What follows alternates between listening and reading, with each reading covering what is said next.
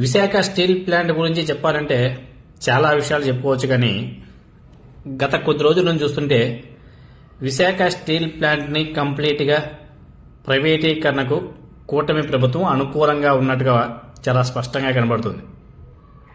ఎందుకంటే ఈరోజు 16వ తేదీ, ఇప్పటి వరకు విశాఖ స్టీల్ ప్లాంట్లో పనిచేస్తున్న కార్మికులకు జీతాలు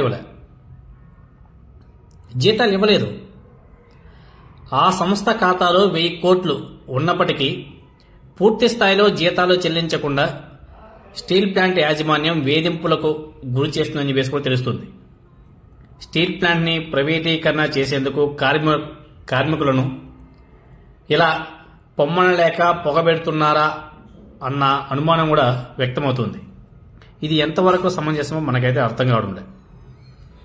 స్టీల్ ప్లాంట్ని ప్రైవేటీకరణ కాకుండా అడ్డుకుంటాం, మమ్మల్ని గెలిపించండి, మా కూటమిని గెలిపించండి అని చెప్పేసి మాట్లాడినటువంటి నారా చంద్రబాబు నాయుడు గారు, అదేవిధంగా పవన్ కళ్యాణ్ గారు, లోకేష్ నాయుడు గారు మరి ఎందుకు ఇప్పుడు ప్రైవేటీకరణ జరుగుతుంటే ఆపలేకపోతున్నారు?